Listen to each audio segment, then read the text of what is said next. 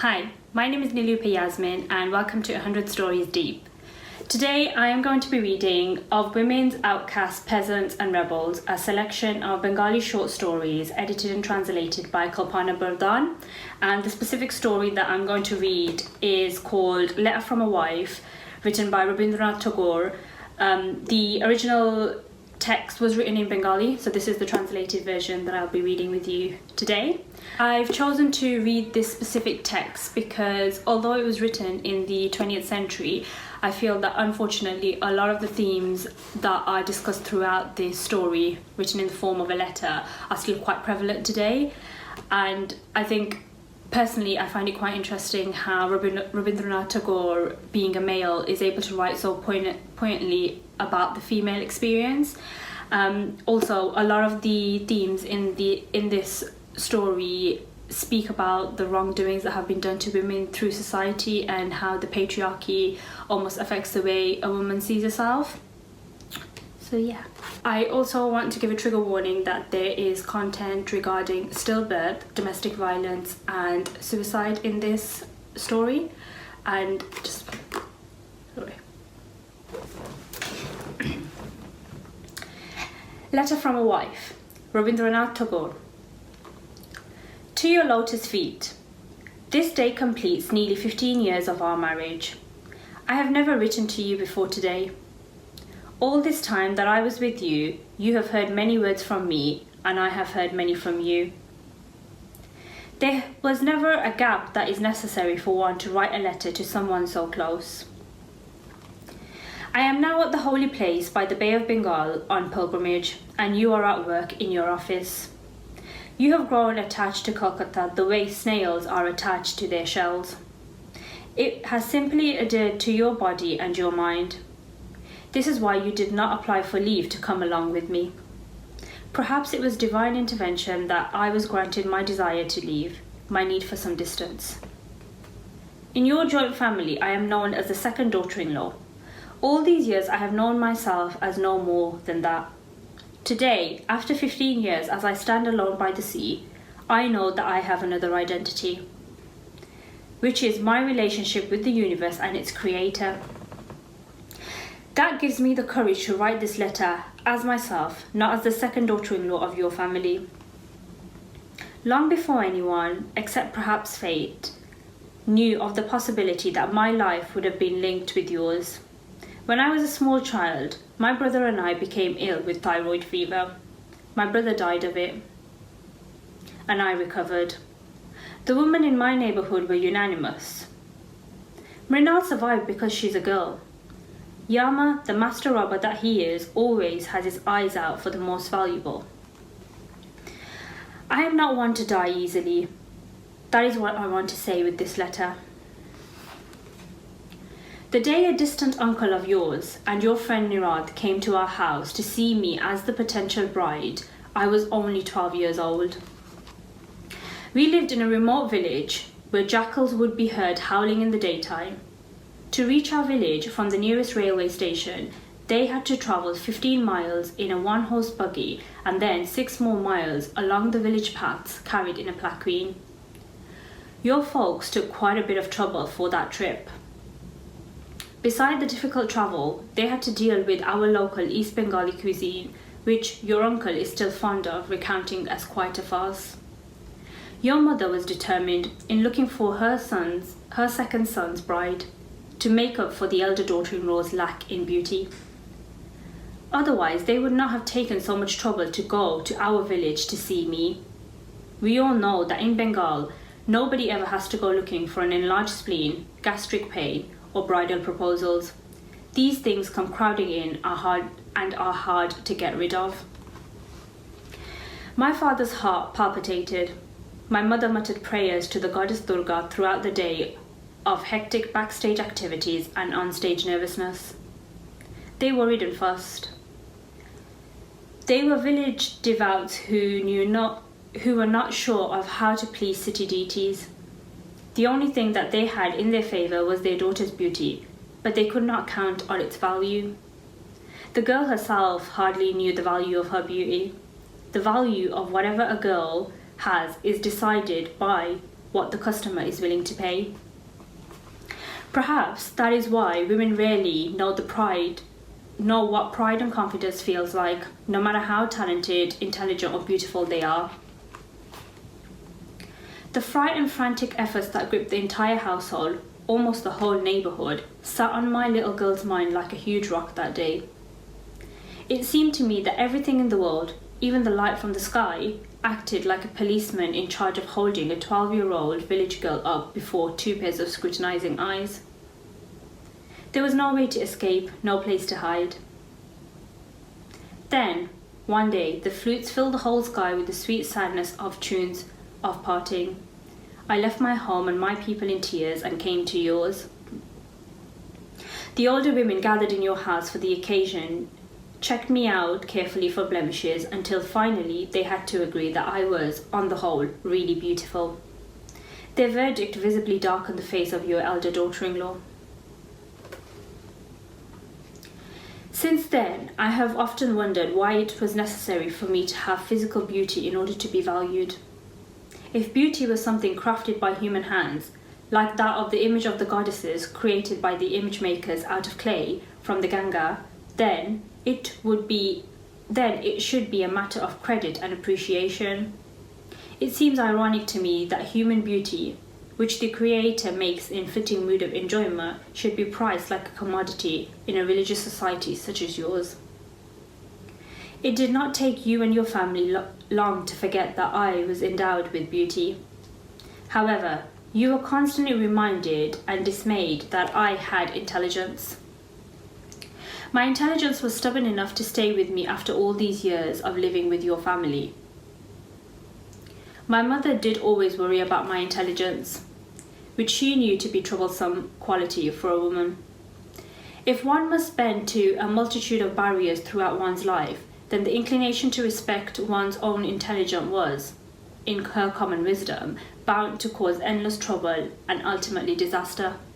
There was not much I could do about it though. If my Creator was careless enough to put more intelligence in my head than any wife in your family should have, then how would I possibly give back the excess? You all rebuked me for having thoughts and views of my own about the matters of my life. Verbal abuse is the only recourse of the logically weak.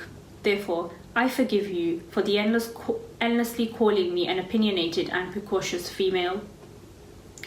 There was a part of me that escaped the watchful eyes of your household. None of you knew that I wrote poems when I was alone. No matter what the quality of the poem, that was where I was absolutely free to be myself, where the barriers and scriptures that go with living in your household could not surround me. You never recognized in these 15 years the part of me that wrote poetry. Perhaps because you did not wish to see me in anything other than what went beyond my role as a wife and daughter-in-law of your family. One of my earliest memories after I came into your urban household, the one that I remember most vividly, is the cowshed. It was a small dark room next to the staircase in the inner quarters. The poor cows had no room to move except the tiny cement porch facing the cell where they stayed tethered most of the day. Because the servants were busy with their morning duties, it was a long time before they could come to put their fodder in the wood vats in the corner and walled cement porch. The hungry cows stood by the vats licking from and trying to chew bits of their edges. I watched, feeling the misery of those two cows and their three calves. Because they were the only familiar things for a village girl in the big city, they were to me like relatives in an unfamiliar land. At first, when I was still a new bride, I secretly used to feed them my breakfast. As I got older, my open care and concern for the creatures prompted some of you to jokingly doubt my geology. Our daughter died almost immediately after she was born. She called me to go along with her, but I lived on. If she had lived, she might have brought to me all that is good and true and sublime in this life. From the second daughter-in-law of a wealthy family, I would have become a mother. Being a mother is to be related with the whole world. even if she lives all her life inside one household. I suffer the pain involved in becoming a mother, but I could not taste the freedom that came from actually being a mother. I still remember the English doctor who was brought in for my difficult delivery. I remember how shocked and angry he was to see the lack of hygiene in the inner quarters, especially in the room reserved only for childbirth and for the mother to stay during the impure days after the birth. In the front part of your house there is a well-kept decorative garden, and in the drawing room plenty of expensive furniture. The inner part of your house is like the wrong side of a piece of knitting, full of exposed knots and seams. The side with the lack of care and neatness does not need to matter. Even the daylight is dimmer there, and the air has a sneak in the little grief. The back porch is really free of rubbish, and the dirt-filled cracks and gorges in the wall and the floors of the inner rooms have remained there for years. The doctor was highly upset about this, but he was wrong in one respect. He thought it was a source of constant pain for us. Quite the contrary. Neglect works like ashes. It holds the heat inside and keeps the outside cool to the touch. To those with low self-regard, neglect does not seem unjust, and so it does not cause them any pain. That is why women feel ashamed to be upset about the injustices that they encounter. If a woman must accept so much injustice in the life ordered for her, then it is perhaps less painful for her to be kept in total neglect. Otherwise, she is bound to suffer, and suffer pointlessly. The pain of injustice if she cannot change the rules of governing her own life. Whatever the condition that you kept us in, it really occurred to me that there was pain and deprivation in it. When I came close to death at childbirth, it was not fear that I felt. What is so precious in our life that we have to be afraid of death? The idea of death naturally scares only those who are attached to life with love, nutrients, and privilege. If death really wanted me that day, I would have come off, roots and all, like a chunk of grassland. Bengali women so often talk about wishing to be dead. But what is the point, let alone the glory in their deaths?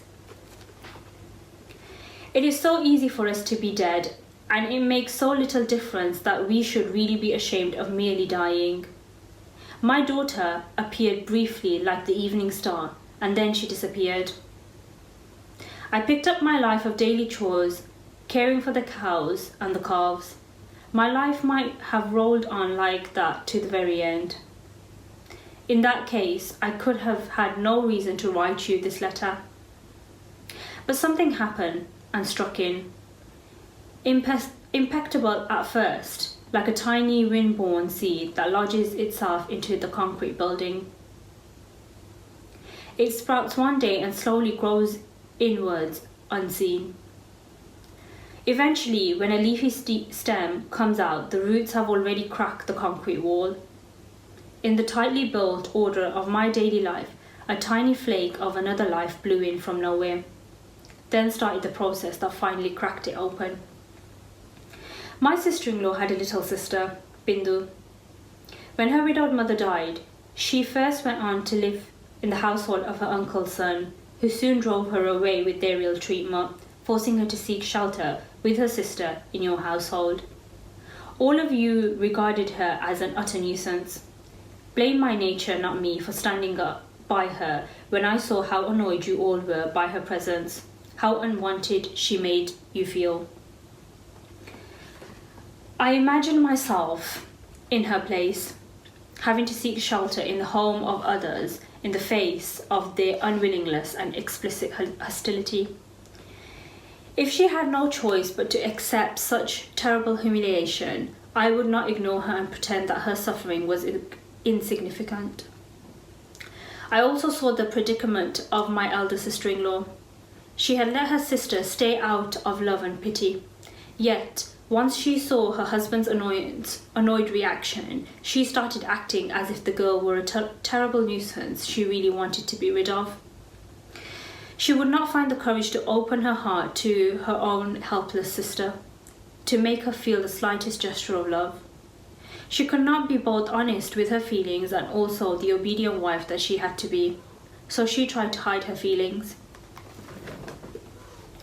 The terrible dilemma of my sister-in-law intensified both my sadness and outrage. Watching her conspicuously arrange for the girls inferior food and clothing and a lot of menial work in pathetic effort to make her sister's presence less annoying for the family filled me with not only sorrow but also shame. She was frantically trying to prove to the family that Bindu was really a good bargain, a servant who worked very hard for the household but cost very little. My elder sister-in-law was from a family with high-class status but no wealth. She did not have much beauty. Your family let everybody, including her, know all about how your father was begged on hands and knees, how he was manipulated to make him agree to take her in as his son's wife. She always regarded her marriage as a terrible wrong done to your family, as if she was guilty of cheating her way in. That is why she always, in all matters, shrinks and constricts herself, trying to take up as little space as possible living in this family. Her exemplary modesty and self-effacement have always been a problem for me. I can never denigrate myself so much in all matters of my life and the lives around me. If I see something is right, I am unwilling to change my mind for anyone's sake and start calling it wrong.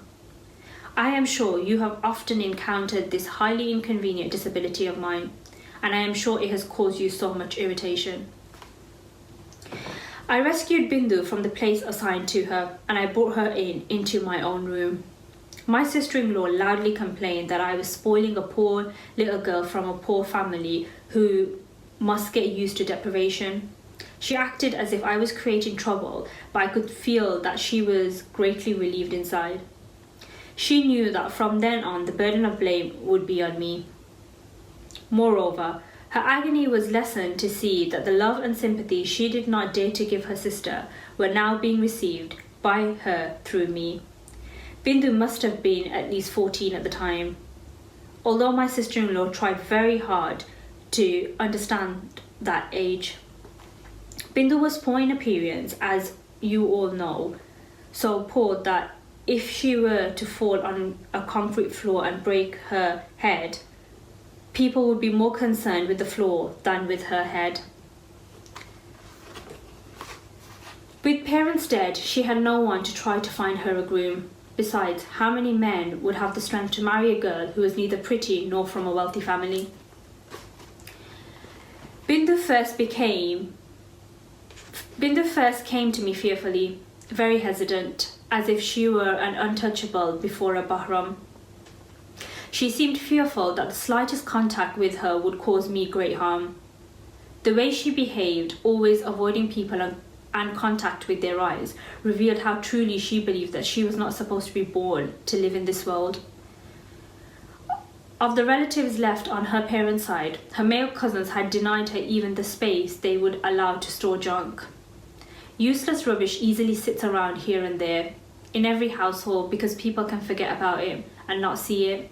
However, a useless woman is not just useless, but so annoyingly hard to put out of your mind that she is not allowed to live even where the garbage is dumped. It would be hard to argue that Bindu's male cousins are very useful in this world, yet they had no trouble finding a place to live, and, in fact, they are living quite well. So when I asked Bindu to come into my room, she was very afraid. Her fear made me sadder. It took me a while and quite a bit of loving effort to make her understand that I was willing to give her a little space to live in my room. Because my room is not absolutely mine, my attempt proved more difficult than I thought. Within a few days of being with me, she developed some red spots on her skin, perhaps heat rash or something like that. But you all decided that it was smallpox. You would not have done that to anyone but Bindu. A neighbourhood quack was called in to confirm your opinion, but even he said that he could not be sure because before a couple of more days.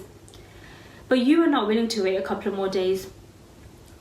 Bindu was about to die of shame from being ill and thus drawing attention. I saw that even if it turned out to be pox, I was going to take her to the room kept for deliveries and nobody would have to do anything for her because I would stay with her and nurse her.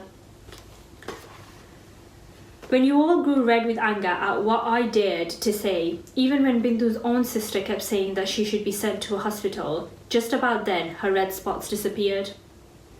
That seemed to annoy your family even more, and we'd all said that the pox must have grown inside instead of coming out. How could that be possible? Because she only happened to be Bindu. One benefit of having grown up in neglect is that the body becomes tough in the process. It does not catch illness easily. The most common road to death seems close to it. Bindu's illness teased her, but it did nothing serious. However, it also made me see that the hardest task in this world is to shelter the most insignificant person. I realized that the one in greatest need for shelter faces the most barriers to its access. When Bindu finally got over her fear of being near me, she developed another problem. She began to love me so much that it scared me. Never before had I encountered a love so intense yet so totally unselfish. I had read about such things in some fiction, but even then it was between a man and a woman. It had been many years since anyone had reminded me that I was beautiful. The beautiless girl became enchanted with a foreign beauty. Her eyes found endless joy in seeing my face. When I asked her why, she said that she was in my beauty and some quality that perhaps no one had seen.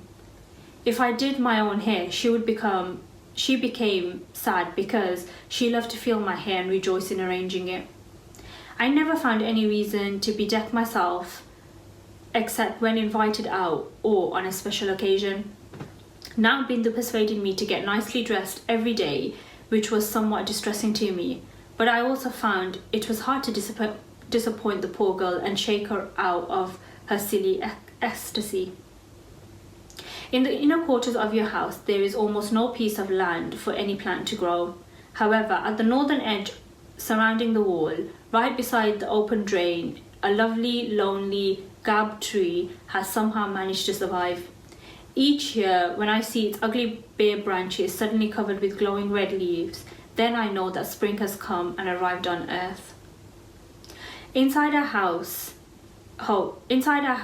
when I saw the neglected, ugly girl's unnourished mind magically touched by love with colours, then I learned that hearts too bloom in the most inhospitable surroundings at the touch of a spring breeze that comes from some unknown heaven, not exactly down the winding lane as in the case of the gab tree.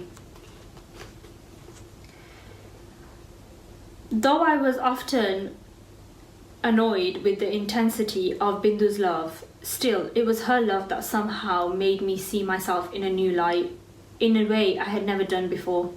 I found myself beautiful as a free human mind, in being my natural self. The reaction of the entire household to me taking Bindu is persisted as one of unbearable irritation. To you all, it remained unacceptable, impertinent and idiotic behaviour. Endless complaining and bickering went on about what was seen as confrontation between me and the rest of the family over Bindu. Even when a piece of my jewellery could not be found, none of you felt ashamed to immediately point a finger at Bindu. When, during the Swadeshi movement, the police has started searching houses for subversive materials, you all said that Bindu must have been a paid spy by the police, and so keeping her meant inviting a police raid. No proof was needed to accuse her because she was only Bindu.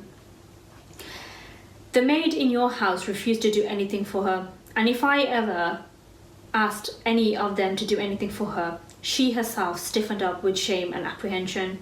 That only increased my expenses because I hired a separate maid. All of you were outraged by it. You did not like me giving Bindu some of my saris to wear. You disliked it so much that you stopped giving me the usual cash allowance. When you did that, I started to wear cheap mill-made saris and asked the housemaid to stop picking up my dishes after the meal. I myself took my plates and bowls out, fed the calves my unfinished rice, and washed my dishes at the tap where the maids washed the other dishes. You once saw me doing that. You were not quite happy. Why it was quite all right for me to be unhappy, but absolutely necessary for you not to be unhappy is something that I manage neither understand nor accept, even for the sake of my own convenience. While you were getting angrier, Bindu was growing in age, a natural phenomenon that in her case became another reason for your increasing annoyance of her presence. One thing that still surprises me is why you did not throw her out of the house by force. The only explanation I can think of is that inside you were a little afraid of me. My capacity for independent thinking was something that you could not help respecting a little, even though you disliked it intensely.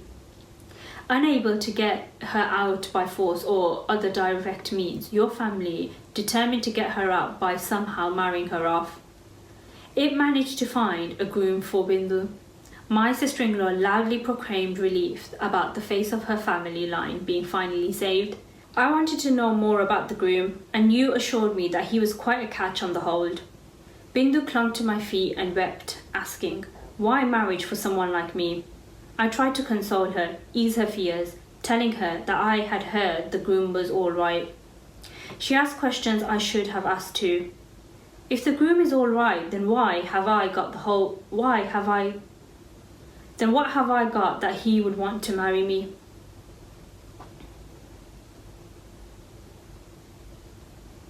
Let me stop there, okay? I wanted to know about the groom, and you assured me that he was quite a catch.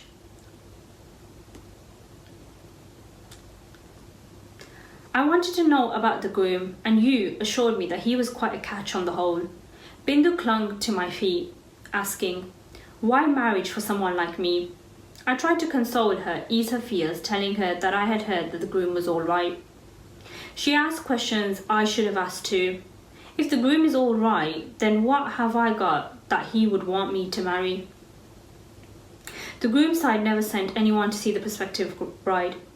That provided my sister-in-law with relief from anxiety of rejection from their side. Bindu wept day and night, and I watched her terrible pain and despair. Though I had fought for her so far, I did not have the courage to fight to stop her marriage. My strength failed me on the front, only because I worried about what would happen to her if I were to die before her. A pathetic-looking girl of very dark complexion was going to be married off, who knows to whom, where, into what kind of family. I tried not to think about it because when I thought about it, I could not face my terror. Bindu asked me if it was possible for her to die within the 5 days that were left before her scheduled marriage. I scolded her for saying such a thing, but God knows that if I could have thought of any painless way to bring about Bindu's death, then I too would have found relief, even in the grief. The day before her wedding, Bindu finally appealed to her sister and begged her to let her live there, maybe in the corner of the cowshed, and that she would do anything, any kind of work to earn. Bindu's sister had been crying secretly for the last few days. She cried again, but ended up telling her that a woman's life was not worth living without a husband, and that she had to go through whatever fate had written for her, something no human being could change. The fact that no other way of getting rid of Bindu would appear respectable, marriage, any kind of marriage, was seen as the only way left to you to throw her out. Nobody cared about what might happen to her after that. I pleaded that at least the wedding be held in our house, but you said that the groom's family had a special custom of holding the men's marriage ceremony at their place. I interrupted that answer as your family's unwillingness to spend money on someone so worthless to you. So I did not insist. However, I did something without letting you know, though I considered telling my sister-in-law, but did not, in order not to aggravate her scared state. When helping Bindu get dressed to leave for her wedding, I put some pieces of my jewellery on her in a manner that made them hard for others to detect. Perhaps my sister-in-law detected some, but she appeared not to have seen. Please, forgive her for not telling you that what she might have noticed. Before taking leave of me, Bindu finally embraced me and said, I am now truly abandoned. I said to her, no, Bindu, whatever happens to you, I'll never abandon you. I'll always stand by you to the very end. 3 days had gone by since she left. One of the tenants of your estate had sent a lamb, meanwhile. I have saved it from being served for a meal and kept it tethered in a cell that was used for storing coal for the stoves. Each morning I went to feed it because the servant seemed more keen to eat it than to feed it. 3 days after Bindu's departure, I went into the cell to feed the lamb, and I found her there, crouched in a dark corner. She came to me and wept silently. Her husband, she had discovered, was a madman. Are you sure? I asked. Would I tell you such a terrible lie? She said. He's really insane. His father was against this marriage, but the poor man was so terrified of his wife that, unable to stop it, he left home before the wedding and went to Benares to spend the rest of his life there. The mother insisted on getting a wife for her son. I sat down next to a pile of coal. Women have no pity for women. They would say a madman is after all a man, better than a woman. I gathered from Bindu that her husband sometimes appears normal, but sometimes he went totally berserk. He had seemed normal in the evening of the wedding, but the strain of the ceremony and staying up late brought out his madness the other day. When Bindu was eating rice from a brass plate, he suddenly snatched the plate and threw it away, food and all. The reason soon became clear that he thought Bindu was none other than Rani Rashmoni, and he was furious that the servants had stolen her usual golden plate and served her on one of the old brass plates instead. Bindu was terrified, but she had saved that night of custom. She was saved by the night of custom of newlyweds not seeing each other on the second night after the wedding. The following night, when her mother-in-law ordered her into the room, she felt paralysed in fear. Her mother-in-law was famous for her terrible temper. She could do such terrible things when she got angry that it would be correct to describe her too as mad, except she was more terrifying because she was not as totally mad as her son. So Bindu did not dare to not go into his room. He was somewhat quiet that night. Bindu was very stiff with fear that any moment something might explode inside his head. Late in the night, when he had fallen asleep, she managed to escape. How she ran away that night and how she managed to find her way back to our house in itself is a harrowing story that I need not to go into in this letter. Her account filled me with anger and shame. I told her that such a deceitful marriage was no marriage at all. I asked her to stay with me exactly as she did before and assured her that I would not let anybody drag her back into that marriage. Your unanimous verdict on my report that Bindu was lying. I said that Bindu never lied. You challenged me. How could I be so sure? I said I was absolutely sure because she was not lying. Then you tried to scare me, saying that if Bindu's in-laws informed the police, it would put your family into trouble. I answered that a marriage to a madman without the girl's knowledge was something that the court was very likely to nullify. You asked why you would want to be bothered with a court case for her and to spend money and effort on her account. I asked you not to worry about spending money. I would sell my own jewelry to meet the expense. You retorted by asking whether I would also like to deal with lawyers on my own. I had no ready answer to that except to slap my forehead in despair. Soon after, the elder brother of Bindu's husband turned up, making much noise, threatening to inform the police. I did not know whether I stood any chance, but if even a calf had run away from the butcher and come to me, I would not send it back to the butcher even if the police had ordered me to. I do not know from what source I found the strength to say, let him go to the police station. Having said that, I decided to take Bindu to my bedroom, to lock ourselves in and just wait there until the row had subsided. I looked for her, but she was gone. While I was arguing with you, all united against her, she had gone out and surrendered herself to her brother-in-law. She had realized that her staying on would involve me in a one-woman battle against the rest of the world. She did not want me to fight so hopeless a battle. Bindu unsuccessfully attempted to run away, Bindu's unsuccessful attempt to run away only compounded her troubles. When she returned, her mother-in-law hauled her, supported by everybody around. Why did she run away? Was her son going to eat her up? After all, there was plenty of bad husbands. Her son was like a golden moon compared to the most of them. As for my sister-in-law, she had only this to say about the terrible plight of her own sister.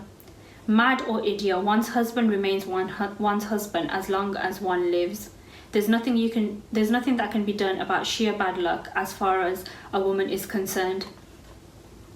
Perhaps she was also recalling, like many others, the oft-quoted legend of wifely devotion, the story of women carrying her leprosy-deformed husband to the prostitute he lusted after. It never ceased to amaze me how this story of cowardice of the lowest order can go on being repeated for ages without driving men to disgusted rage. Perhaps the same factor that kept the story circulating with approval instead of shame explains why none of you felt ashamed to get angry with Bindu for running away from her forced marriage to a madman. Instead, you were ashamed of me for fighting on her behalf, for creating a scene out of the pain I felt for her, instead of silently sympathizing. How could a village girl married into your family for so many years dare to have her own ideas and use them to dissent? I do have a mind of my own, and I can never stand for a moment the talk of exemplary wifehood. After this incident, I was quite sure that Bindu would rather die than come back here again. I could not, however, forget the promise I had made her the day she left for her wedding. I had promised that I would never abandon her. Then I thought of my younger brother Sharath, who, as you know, has stayed in college for a few years too many because he spent so much time volunteering for everything, from flood relief in faraway places to neighbourhood campaigns for eradicating the plague-carrying rats, that he had little time left to study or passing exams. I sent for Sharath. I asked him to find out about Bindu and inform me in person because she would not write to me about her troubles and I would not get the letter even if she wrote. Sharath was so eager to help that he seemed almost disappointed with the minor assignment.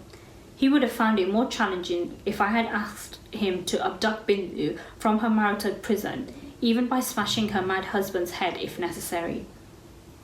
While I was talking with Shahrat, you came in and asked me if I was planning to cause you and your family more trouble. I said that the real cause of all your trouble was me coming into your household as your wife, but that was their own doing, not mine. You ignored my answer and asked whether I had already brought Bindu back and she was hiding here somewhere. I said that if she did come back, I certainly would hide her somewhere, but you need not worry because she would never come back. You were really suspicious to see Shahrat with me and nothing I said assured you. I knew that you did not want Shahrat to come to your house anyway. You disliked his political work and whatnot, and worried about the police noticing his coming to your house. That is why I never asked him to come and see me, instead of inviting him over for Baiponta, I sent my gift through servants. One day, you told me that Bindu had run away again, for her brother-in-law was there looking for her, but she had not come to me. I no longer knew what I could do to help her. Shahrat again did some running around to find out. It did not take him long. He was back that evening with the news that Bindu had gone to a cousin's house. Not only had they sent her back immediately, but they were also furious because of the travel money and time that they had to spend in doing that. About that time, your aunt came from your village. About that time, your aunt came from her village to your house in Calcutta on her way to Puri, the holy place in Jagannath. I decided to go with her. You were so relieved to see my mind suddenly directed to religion that no one objected at all. My presence in your house had become a constant source of worry about what I might do next to become involved in Bindu's lot again. It was a Sunday and I was to leave with your aunt on Wednesday. I called for Shahrat and asked him somehow to get Bindu on the train to Puri with us. Shahrat's face lit up.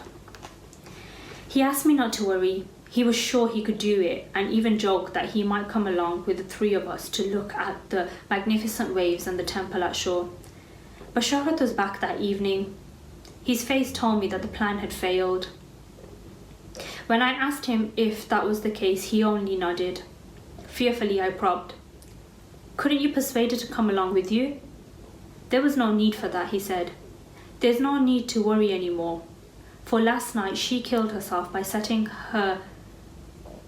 fire to her clothes. Her brother-in-law's son, with whom I had struck up friendship in order to get information, also told me that she had left a letter for you before incinerating herself, but they destroyed the letter. Finally, Bindu had ceased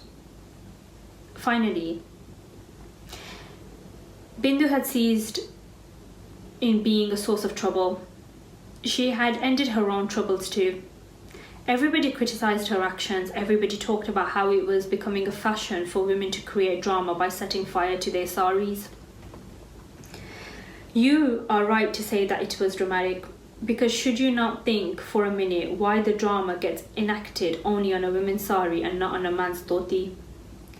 Poor Bindu was blamed even in her death. As long as she lived, she had been constantly blamed for her lack of beauty and other qualities.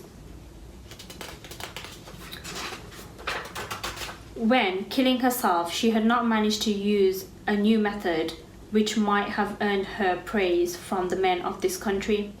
She had annoyed them even in ending her unwanted existence. My sister-in-law secretly cried for her, but there was a relief in her tears, not anger or despair. After all, the pain she had suffered in dying was probably nothing compared to the pain she would have had to endure if she had lived. I still came to the holy place by the sea. Bindu was no longer the reason, but I needed to leave to come here. In all the years in your household, I have never experienced suffering as it is commonly known.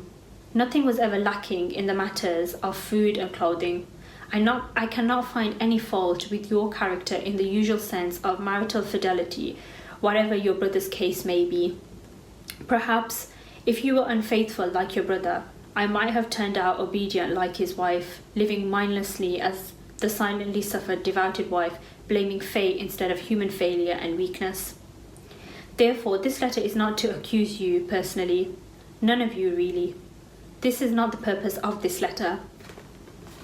However, I am not coming back to the house at 27 Makhan Burhan Lane. I have seen Bindu's life. I have learned about the place of a woman in the world I know. I do not want that place. I have no need for it anymore. I have also seen that no matter how much oppression, scorn and neglect you all heaped on Bindu, there was a limit that could not be crossed. The pathetic girl was, after all, bigger than her life's misfortunes. To keep her under your feet all the time, your legs had to be impossibly long. Death is far more powerful. In death, she ceased to be merely a plain, lower middle-class girl in this society, an orphan unwanted by her cousin, a deceived wife of a mad stranger. She became part of something infinitely bigger than anything that she had known in this life. When, through the broken heart of the girl I loved, I heard the music playing on the flute of death, on the banks of the Yamuna flowing outside my routine life, the pain at first seemed to pierce my heart like a lethal arrow. Then I asked my Creator, why is it Why is it that the most insignificant things in life seem to be the hardest obstacles? Why does this walled-in house in an old city lane, no more than a totally insignificant and joyless bubble, work as a terrifying barrier? Why can't I cross the little threshold of the inner quarters even when I am beckoned by the world that is endlessly rejoicing in the changing beauty of the 6 seasons? Why, in the midst of all the beauty and freedom in your creation, my soul, also created by you, has to die slowly, decaying in a prison of mere bricks and wood? How utterly insignificant our daily life is, how banal its rules and old habits, the unquestioned notion it is based on, the standard penalties of violation. Why should these miserable chains, this bondage of trivialities, win in the end? Why should the joy and the freedom in the universe of your creation be constantly defeated? The flute of death kept playing inside me, and the masonry walls crumbled. The barbed wire fence of rules and punishments for violating the rules dissolved before my eyes. When I saw the banner of life upheld by death, I knew that all the measures of inflicting pain and insult, which the society devised to subdue were clamping a fake chain and the cracking of false whips. Then I was no longer afraid. I knew it would take not even an instant to break out of the shell of the second daughter-in-law of your family. I am not afraid anymore of giving up life in your house by the narrow lane. I see before me the vast ocean, and above my head the cloud of Ashra gathering to give the rain of life. All these years you had kept me under the dense cover of habits and customs. For a moment, Bindu saw me through a tiny hole she made in that cover. With her own death, the girl managed to tear it up completely, from end to end. Now, stepping out of it, I see how boundless the glory of my human destiny can be. My Creator, who appreciated this aspect of my beauty and intelligence, is watching me from all over the boundless sky. The second daughter-in-law of your family is finally dead. Do not fear that I am about to kill myself. I am not going to play that old joke on you. Mirabai too was a woman like me, and her chains were by no means light. But when she did not seek death in order to live, in her joyful rebellious songs she said, Mira is going to stick by you, my lord, even if she is rejected by her father, mother, by everybody else. No matter what their rejections may bring upon her, to stick by one's truth is to live. I am going to live. I have just started living. This is from Mrinals, who is torn off the shelter of your feet. The end. This short story in the form of a letter speaks about Mrinals' plight against the wrongdoings perpetrated on women by society, and it makes you question and consider the different things that you see around you, and comes back to my original point about how even though the story was written in the 20th century, we still see things like that happening today. I want you to take a bit of time and think about what you see around you, something that aggravates you or something that excites you in a way around you, and write that down. Write down how the certain things excites you or a certain thing aggravates you and angers you and saddens you. And if writing isn't your strong suit, draw it and see how you feel expressing yourselves visually. And think about how, are there things that you yourself feel like you could have been able to or should have been able to say to others? And if it is this the right time for you to write a letter or for you to share those words with others? But thank you so much for listening and staying with me throughout this story. You can listen to more of the stories in the 100 Stories Deep by subscribing to the link below. Thank you and goodbye.